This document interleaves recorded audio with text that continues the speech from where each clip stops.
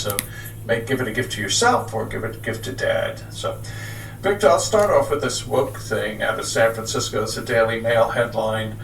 Woke San Francisco plans to ban enjoying a cold beer and cigarette on bar patios, leaving business owners furious. So you can shoot up in the streets, you can do poopy and tinkles in the street, you can steal, shoplift from stores galore. But if you're one of the last few real businesses operating in San Francisco, the government there is going to make it even more difficult for you to.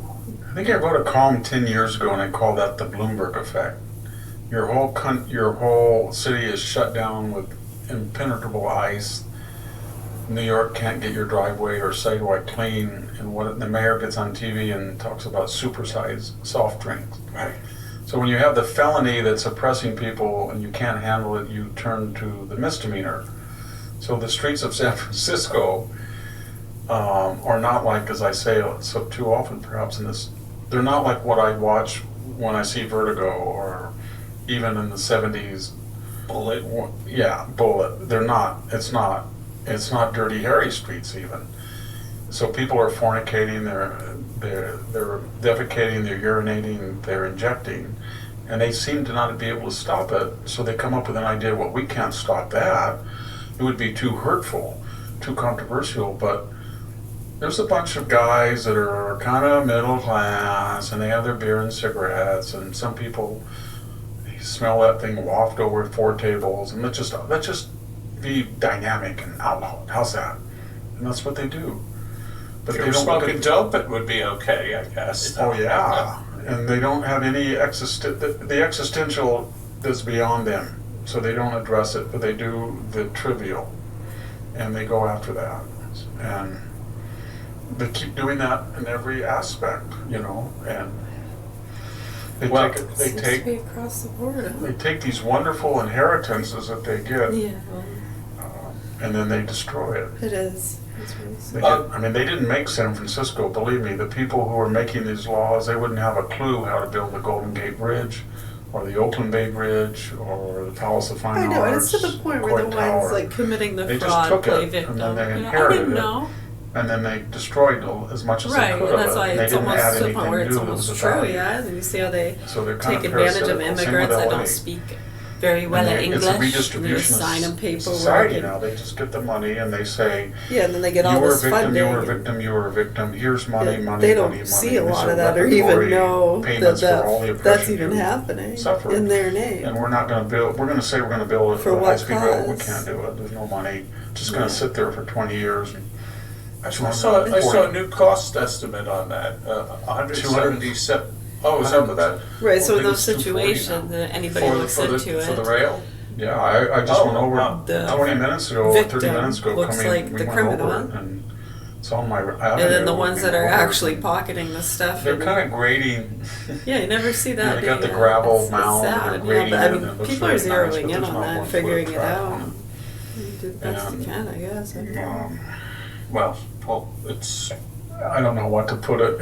They couldn't do it. Everybody says, well, really work within any of those systems. Part of it is our society is so contentious. So when they tried to buy out all the businesses in the right of ways, that took a long time, and it was incompetent. There was accusations of corruption and the sweetheart deals and all that.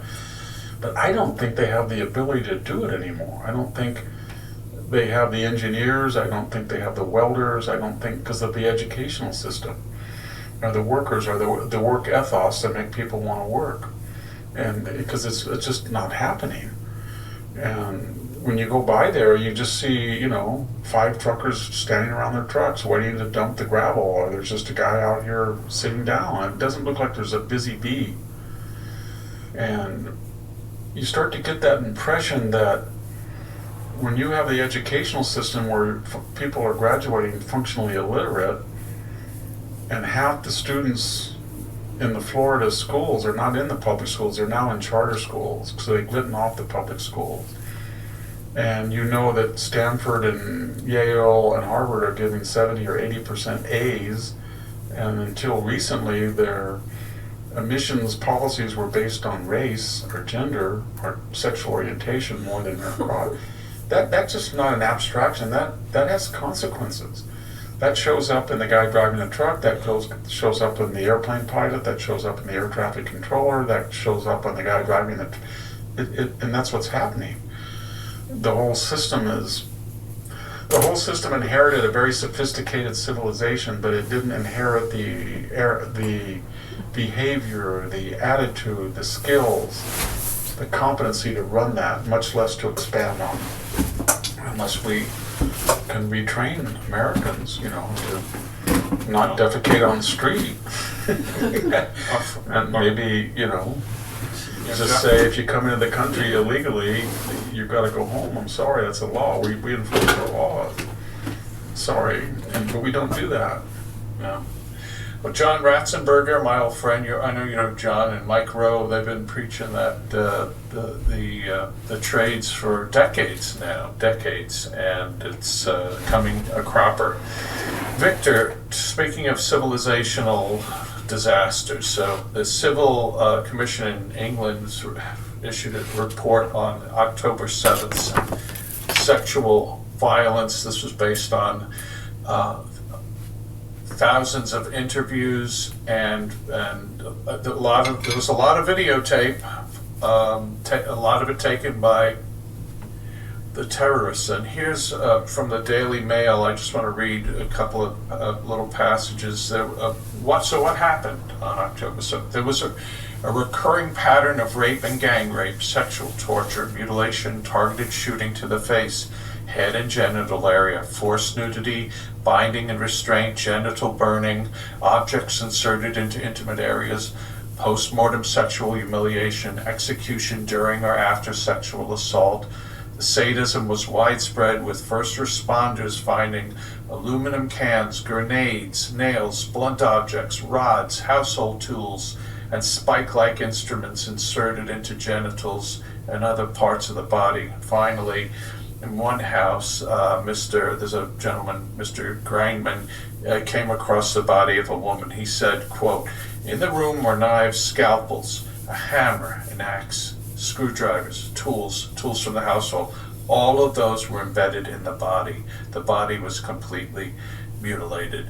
And these are the people who committed these barbarities are being praised on college campuses. Victor, very disturbing, usually disturbing report. Any take? Yeah, and the most disturbing thing was that the evidence just wasn't post-mortem. I mean, they put those little pro cam or whatever you call them on their helmets, right? And they wanted to film it. And when they took them prisoner, they confiscated the films. They were happy about it. They wanted the world to see that. I mean, even the Nazis tried to blow up the death camps. They didn't want anybody to see what they did because they were scared. Not that they were humane. They could care less. They would have liked the world to see it, but they thought it might hurt them.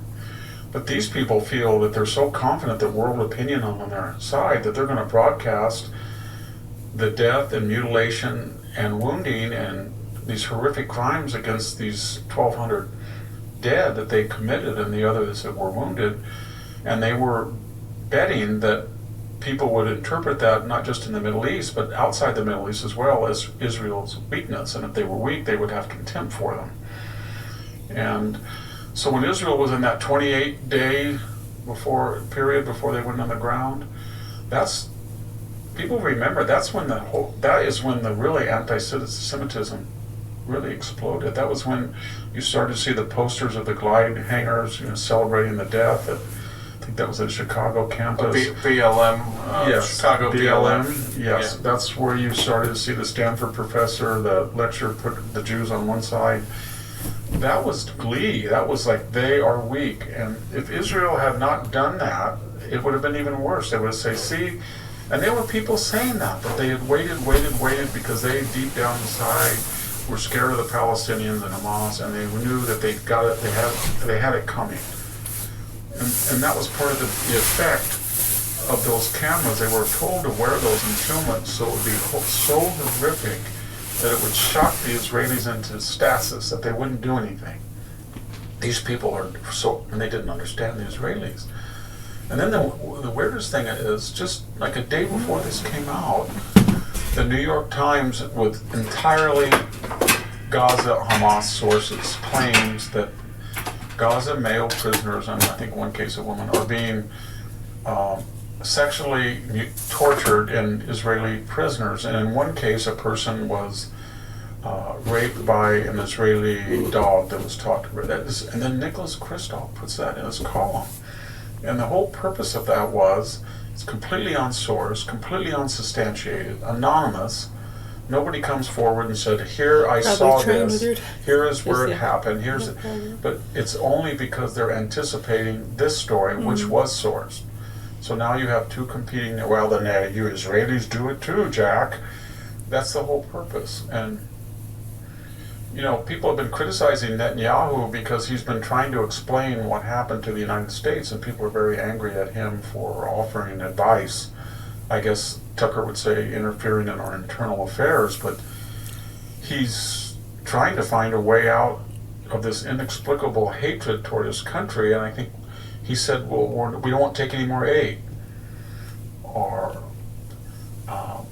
the people who were really behind going into Iran, more even than Israel, were the Gulf states. They have 600 of the best combat aircraft in the world. They haven't gone one mission into Iran. Israel's got 300, half. They have worn out their Air Force doing that.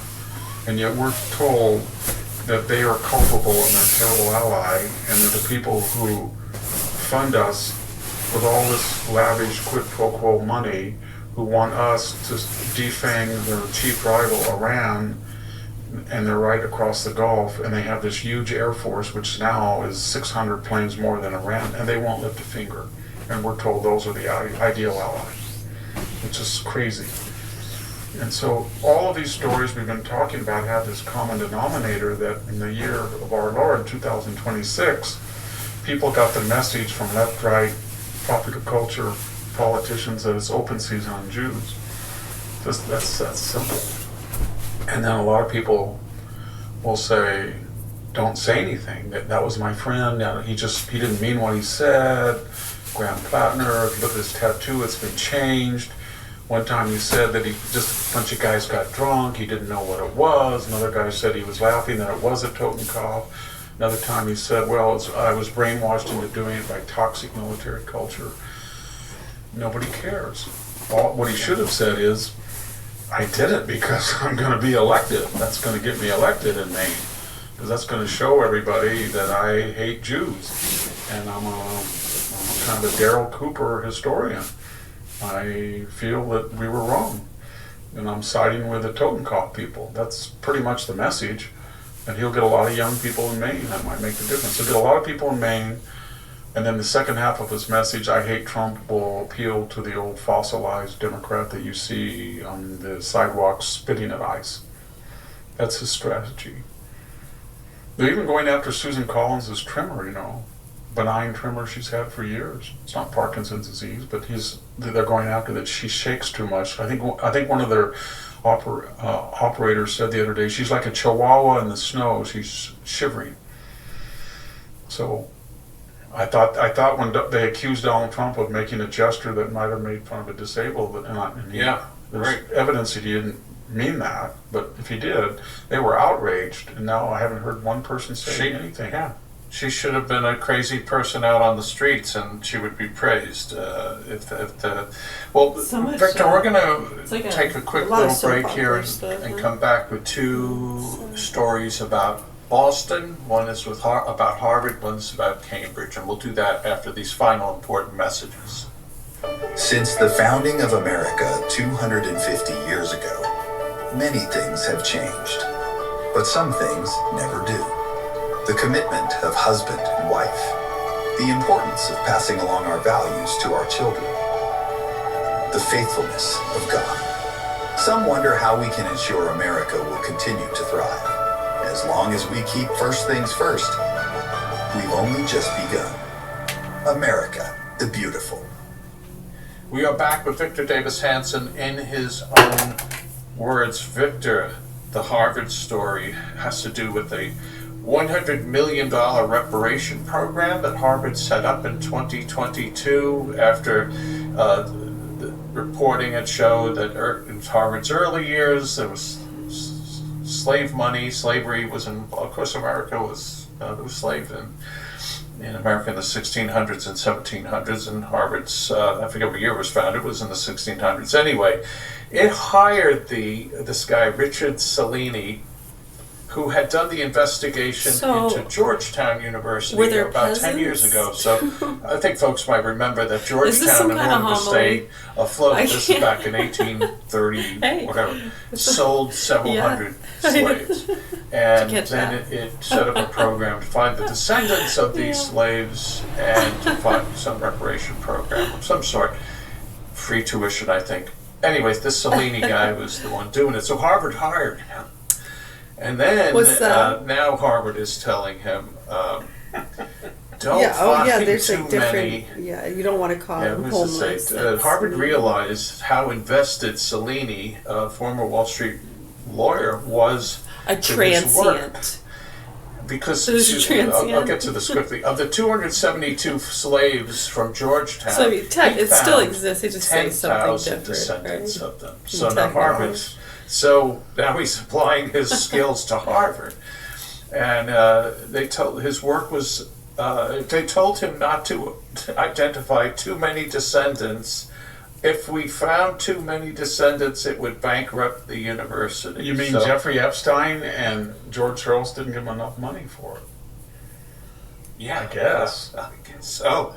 I mean, remember the pigs for thing about black farmers? I think it was Obama gave them $4 billion. Yeah, and it was very hard to find people. It's, all of the Native American casinos in this area periodically have these big fights where somebody comes in and says he's 1/16th and then he wants a share of the revenues, but when they become a senator from Massachusetts. They all cite the Japanese American, but that was directly to people. It wasn't to their ancestors. It was saying to people, if we took you and removed you from your property illegally without habeas corpus under martial law, and we imprisoned you and there was no evidence that you were engaged in espionage, but there was a lot of evidence that your children fought heroically in Italy, we owe you a period for your 2 or 3 lost years, $20,000 I think it was. But that was directly to people. It wasn't to their, we didn't say the Chinese. Now that we're dealing with Asian reparations, a lot of your great-great-grandparents were involved in the Union Pacific Railroad, and they were ill-treated. So it's endless what you can do, and as soon as you announce you're going to do something, there's no controlling it. So what it also shows is that the left believes in virtue signaling. So they gave all this publicity that Harvard wants to make it right, and then they looked at their budget and they said, there's going to be a lot of scammers that come in here, but we can't say that. I saw it quite a few times growing up. We'll just tell the guy who's supposed to find them to stop. Mel Brooks. And that's how they do it. And well, the senator who represents the state is a scammer. She's the best one, 1,024th Cherokee Indian. So how about all the people who, if you want to give reparations, how about all the people who died fighting in World War I, World War II, Vietnam, and Korea? What did they get? They were the ones that really suffered. They were all young, and they lost their entire lives for us. Yeah. We don't. It's politically. And they had children that didn't have fathers, but we never talk about them. I've heard. And in this case, it's going to be a very hard argument to say that 7 generations ago, my great-great-great-grandmother was a slave, and therefore I think it's some of the scenes, like when they're working on the railroad. Fellow citizens to pay me money. Doc, that chink in days paid for sleeping on the job. 7 generations Irish. She's like pregnant and passed out, and trying they to had work around. The famous op-eds saying are Irish human. They were arguing they were leprechauns and stuff. So we go down that road, there's no ending it. And we might as well just say we're all Americans, we're all imperfect people, and we're going to ensure people have equality of opportunity, but we're not going to have equality of results. Sorry. It's really scary how they're mainlining this communist line. I mean, when AOC said basically you couldn't be a billionaire. We talked about that without being a criminal. And then she said there were billionaire founders. The founders were a bunch of billionaires and just invents this stuff, and they're open about it now. Have you noticed that the socialists are open about their agenda, their communist agenda? Yeah. Mondani's open about it. It's a full view, and this is back to what we were talking about earlier. This is coming for all of us. Some of us might see it on the news at night or on an X post, but I'm sorry, wherever you live, eventually this kind of crap's going to be on your street unless somebody does something about people. The thing that's going to be mystifying is I don't know what the breakdown of people who identify themselves as Jewish and as supporters in the entire 7 million population of Jews in America. But I would imagine it's at least 50 or 60%. And out of that 50, 60%, I would say 70% are left-wing or liberal. Yeah. Well, if you're a liberal Jew and you are pretty successful and you give money, what do? Do you get out of that party? Do you still give them money? Do you back Gavin? Gavin's been attacking Israel all of a sudden. So it's going to be interesting to see what happens, because if you're a Jewish Democrat and you've been prominent in the Democratic Party, they don't want you there. They want your money, but they don't want you. They don't like you. I don't know if they're able to absorb that, because it's been such a bastion of Jewish alliance and allegiance, the Democratic Party. Someone is saying, interesting comment, they said that probably plays in part of draining the swamp. Yeah, it's not really biased to either side or any party. So in draining the swamp, when we understand the history and what we've been talking about, many go back into the 90s there. 94 and 95 are some big years there, yeah. Right, when you look into some of these syndicated markets, the same things we've been talking about in the activist groups who profit a lot from the vaccines, SSRIs, those businesses connected to those trafficking lines we've been talking about, where there's some pretty horrible things happening with the trafficking of child and animal abuse. And how they feed that to investigators and feeders, chasers, blah, blah, blah. It's all connected to these groups. Hamas, Karens, what was that before? What is it based off of? Where are the audience members coming from? Cadets.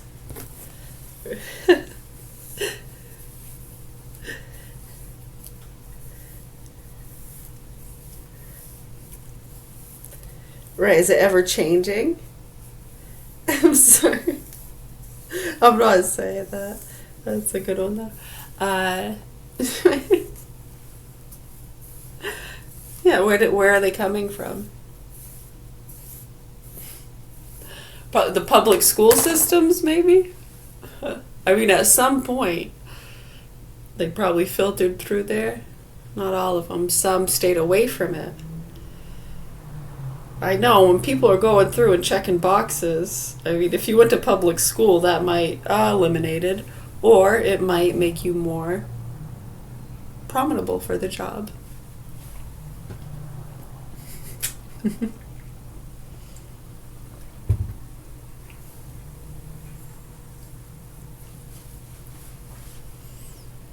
Right, I mean, there's no specific, right? A whole host of things. You have private and public.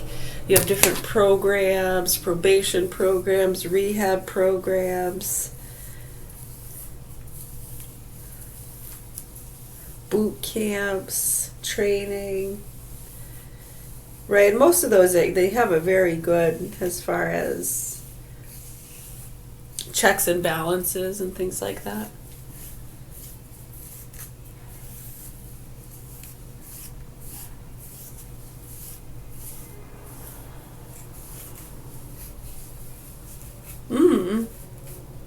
But yeah, they're mentioning that Jewish stuff and where's this coming from, and the Democratic parties, and well, if they're draining the swamp, some of the Jewish people are going to feel picked on. Not all the Jewish people, but just some of them, and probably it's the ones that aren't even really Jewish. They're just pretending to be Jewish. What does it take to claim to this? You just have to be born into a family that says, yeah, we're Catholic. Yeah, we're Christian. We're Jewish. Like, whatever. Okay. Where am I from?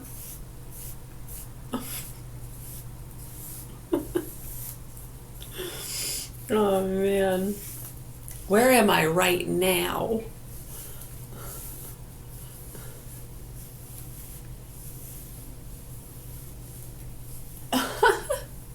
Yeah. But yeah, if you remember, a lot of remember the Amish stuff got popular a little bit after that? Yeah, because they didn't want to keep it too attached to Jewish. If you start looking into it, you're going to see what I'm talking about. And how, remember in, let's say it was about 5th or 6th grade out in Whitefield, all the Jehovah's Witnesses started homeschooling like, right at the same time. Right, and we got some new people, huh?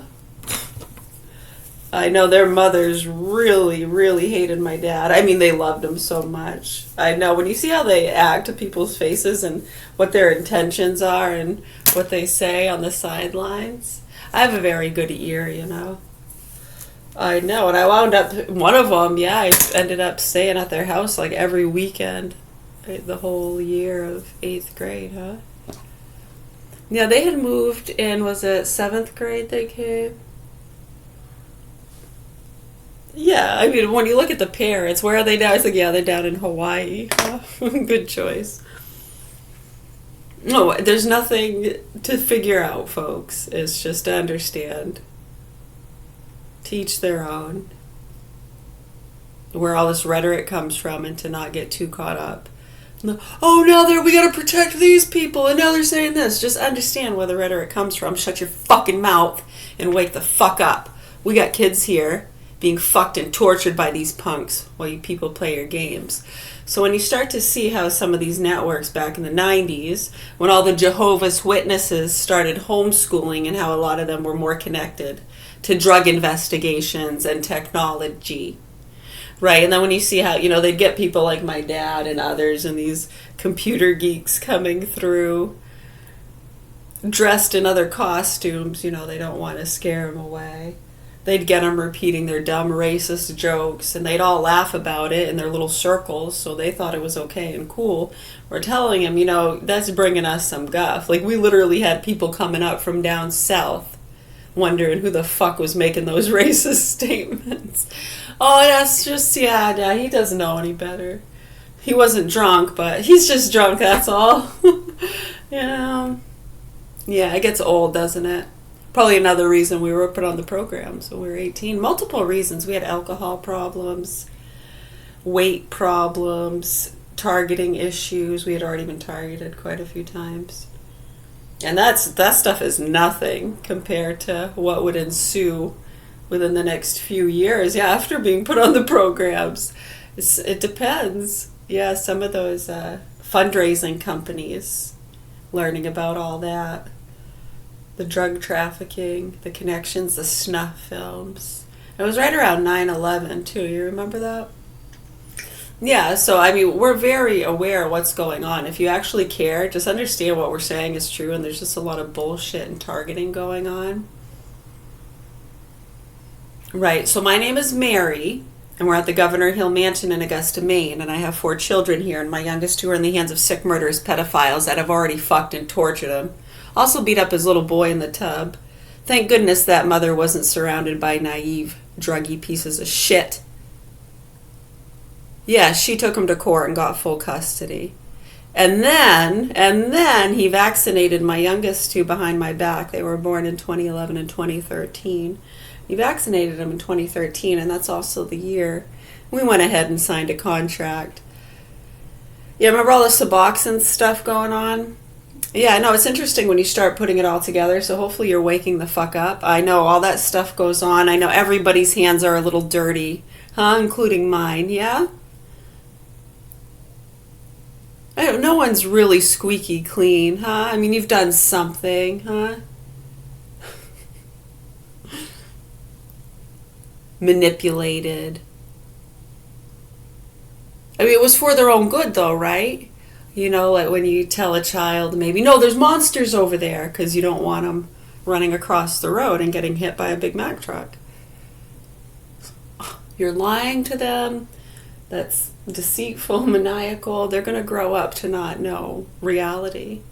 You know what they're for? We're at a picnic. Shut up.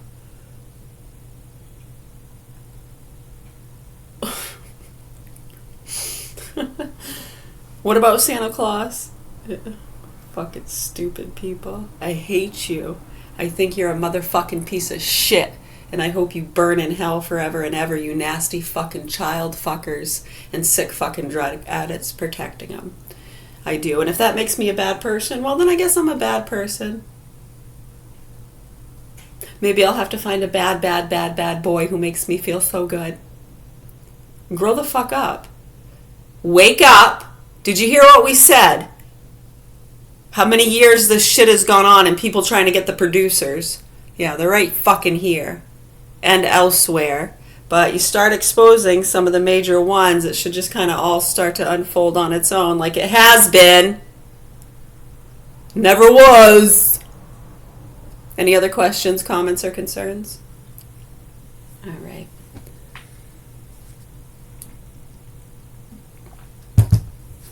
Good. Having a good morning. Just getting done did Robbie and mine's bedding.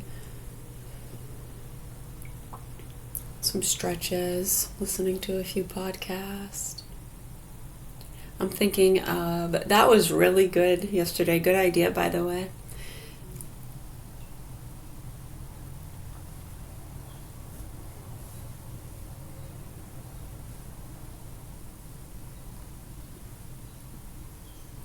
Yeah, I really hope so. I put my new sheets on. You know these were made in Pakistan? They're awesome. Check out the color too. I got it at Walmart. You see the color? That's nice, huh?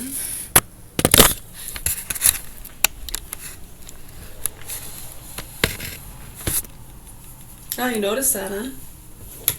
Oh, interesting.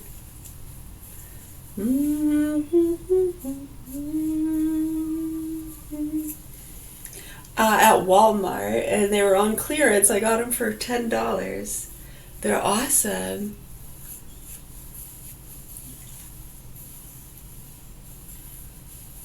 It's a very soft, thin kind of flannel. I love it.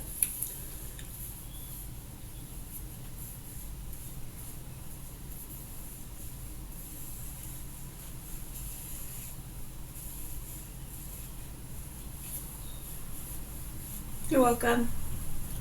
Hey, thank you. All right, I'll see you over in reading class.